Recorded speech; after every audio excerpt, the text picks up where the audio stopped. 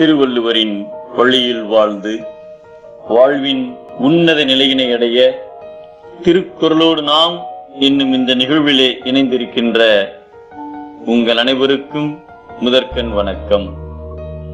குறள் எண் 296, அதிகாரம் வாய்மை. ஒரு நாட்டினுடைய அரசருக்கு வாரிசு யாரும் இல்லை. ஆகையால் வாரிசை தேர்ந்தெடுக்க மன்னர் ஒரு போட்டியை நடத்தினார். போட்டியில் கலந்து கொள்ள முரசு அறைந்து இளைஞர்களை அழைத்தார்கள். நிறைய இளைஞர்கள் கலந்து கொண்டார்கள். அரசர் அந்த இளைஞர்கள் ஒவ்வொருவரிடமும் நெல் விதைகளை கொடுத்தார்.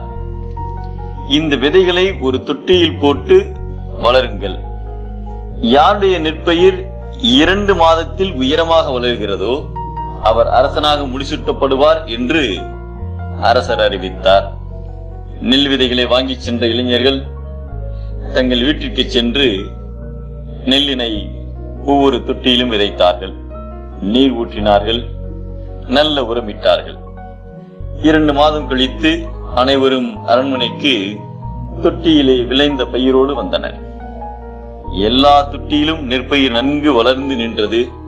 ஆனால் ஒரே ஒரு தொட்டியில் மட்டும் பயிர் விளையவே இல்லை. எல்லோரும் இளைஞனை பார்த்து ஏளனமாய் சிரித்தார்கள். அரசரும் அந்த இளைஞனை பார்த்து, உன் தொட்டியில் மட்டும் ஏன் பயிர் விளையவில்லை என்று கேட்டார். அதற்கு அந்த இளைஞன், ஐயா, நீங்கள் கொடுத்த விதையைத்தான் விதைத்தேன், அது முளைக்கவே இல்லை என்று சொன்னார். அப்போது அரசர், நான் கொடுத்த நெல் யாருக்குமே முளைக்காது.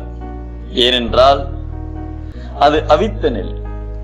அது முளைக்காமல் போகவே மற்ற இளைஞர்கள் எல்லாம் வேறு நெல்லை விதைத்து அதற்கு நீர் ஊற்றி நல்ல உரம் போட்டு பயிரை வளர்த்திருக்கிறார்கள். ஆனால் நீ மட்டும் அப்படி செய்யவில்லை. உண்மையாக நடந்து கொண்டாய். இப்பொழுதும் உண்மையே பேசுகிறாய்.